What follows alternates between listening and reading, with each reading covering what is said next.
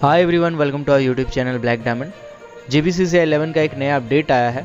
Coal sector के लिए एक अपडेट है और स्टील सेक्टर के लिए भी अपडेट है। कोल सेक्टर का अपडेट यह है कि कोलकाता हाई कोर्ट में याचिका दायर किया गया था, जिसमें ये लिखा गया था कि पहले इंटक को JBCCI में शामिल किया जाए, इसके बाद ही JBCCI की बैठक की प्रक्रिया हो। यानी कि एक तरह से इनडायरेक्ट वे में आप कह सकते हैं कि इसमें स्टे लगाने के लिए याचिका दायर किया गया है, जिसमें इंटक ने कहा कि इंटक जब तक शामिल नहीं होती है तब तक JBCCI को स्थगित रखा जाए। इंटक की ओर से Indian national mines worker federation ने याचिका दायर की है। यहाँ पे WPA नंबर भी आ रहा होगा स्क्रीन पे, आप देख सकते हैं। साथ ही इंटक नेता XQ जामा और AK झा पिछले 2 दिनों से कोलकाता में ही है। और आपको बता दें कि कोलकाता में भी केस दायर किया गया है और जबलपुर में भी दायर किया गया है, और दोनों का मुद्दा यही है कि बिना इंटक JBCCI की बैठक स्थगित रखी जाए। यानी कि इनडायरेक्ट वे में अगर इसको आप कहेंगे तो डायरेक्टली वो स्टे लगाने की बात वो कर रहे हैं कि जब तक इंटक का मैटर क्लियर नहीं हो जाता है कोर्ट में, तब तक जो JBCCI 11 का मीटिंग होने वाला है उसमें स्टे लगा दिया जाए। और तो और इंटक की ओर से जो केस किए गए हैं, उसमें जो पार्टी बनाए गए हैं, यानी कि जिसके ऊपर केस किया गया है, उसमें विभिन्न यूनियन के नेताओं के ऊपर भी है, अलग अलग यूनियन पे भी केस किया गया है। साथ ही साथ कोल इंडिया लिमिटेड के जो चेयरमैन है श्री प्रमोद अग्रवाल, उनके ऊपर भी किया गया है, और कोल इंडिया लिमिटेड के मैनेजमेंट के ऊपर भी केस किया गया है। तो इन सब चीज़ों को देखते हुए ये कह सकते हैं कि मामला जो है इंटक वाला इंटरनल मैटर काफ़ी पेचीदा हो चुका है और वो कोर्ट में भी जा चुका है, और वो JBCCI का जो बैठक है इसमें स्टे लगने की भी संभावना दिख रही है। क्योंकि अभी तो वापस फैसला का अभी ऐसा कोई डेट नहीं आ रहा है, लेकिन अंदर से खबर ऐसा आ रहा है कि 26 तारीख को 25 या 26 जून को इसका एक सुनवाई है, जो कि may be Kolkata high court में होने वाला है। वहीं इंटक के जो ब्रजेंद्र सिंह हैं, उन्होंने ये कहा है कि इंटक को साजिश के तहत JBCCI से बाहर रखा गया है, इसीलिए कोर्ट में याचिका दायर कर आग्रह किया गया है कि जब तक इंटक को JBCCI में शामिल नहीं किया जाता, JBCCI की गतिविधियां स्थगित रखी जाए। न्यायालय में यह भी कहा गया है कि G संजीवा रेड्डी के नेतृत्व वाली इंटक की सदस्यता 3.5 करोड़ है, यानी 3.30 करोड़ है, जिसमें सिर्फ कोयला कंपनी की बात करें तो 49,000 सदस्य बताए जा रहे हैं।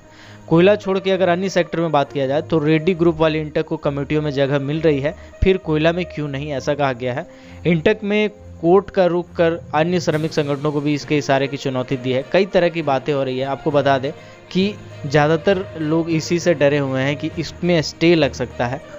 और ये जो इंटक का इंटरनल मैटर है, इस इंटरनल मैटर को लेके जो कांग्रेस के पूर्व राष्ट्रीय अध्यक्ष हैं राहुल गांधी, उनके तक भी लेटर में पहुंचाया गया था ये बात, और उनको ये कहा गया था कि उनसे रिक्वेस्ट किया गया था कि ये जो इंटरनल मैटर है इसको आप संशोधित कीजिए, अपने लेवल पे इसको सॉर्ट आउट कीजिए, ताकि इंटरनल लेवल जो कोर्ट में जितना सारा दायर याचिका है वो खत्म हो सके। तो उसको तो जब भी न्यूज़ आएगा मैं आपको अपडेट कर दूंगा। अभी न्यूज़ ये आ रहा है कि इंटक का जो इंटरनल मैटर पहले कोल सेक्टर में था, अब वो स्टील सेक्टर में भी दिखने लगा है। इंटक का विवाद का अस्थायी हल गुटों द्वारा दावेदारी वापस लेना ही है। गुटबाजी के कारण RCMS का निबंधन नहीं हुआ है। इतना ही नहीं, कोल क्षेत्र में इंटक के विभिन्न गुटों के बीच विवाद के कारण अब स्टील सेक्टर में भी इसका असर देखने को हम लोग को मिल रहा है। इसका असर भिलाई में और सेल में देखने को ज़्यादातर मिल रहा है।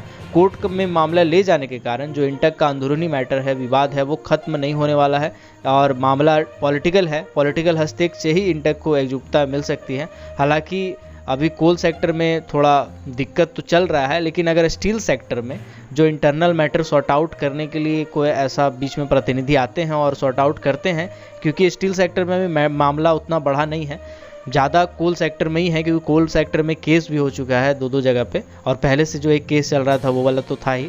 लेकिन स्टील सेक्टर में भी वैसा मैटर बिगड़ा नहीं है, लेकिन जैसा कोल सेक्टर में देख के लग रहा है, तो यही कहा जा सकता है कि आने वाले टाइम में स्टील सेक्टर में भी ऐसा ही असर हो सकता है। अगर आपने अभी तक हमारे फेसबुक पेज को लाइक नहीं किया है, फॉलो नहीं किया है, तो लिंक डिस्क्रिप्शन में है। फेसबुक पेज को लाइक कर ले, फॉलो कर ले, और टेलीग्राम ग्रुप को अगर आप चाहें तो ज्वाइन कर सकते हैं। साथ ही साथ ट्विटर पे भी चाहें तो फॉलो कर सकते हैं, हैंडल आ रहा होगा स्क्रीन पे। और ऐसे ही कोल माइनिंग, मेटल माइनिंग और पावर सेक्टर से रिलेटेड हर छोटी बड़ी खबरों से अपडेट रहने के लिए, हर वैकेंसी से अपडेट रहने के लिए हमारे चैनल ब्लैक डायमंड को सब्सक्राइब करके बेल आइकन को प्रेस कर दीजिएगा, ताकि जब भी मैं वीडियो डालूँ नोटिफिकेशन सबसे पहले आप तक पहुँचे। Keep watching, keep supporting, till then, Jai Hind.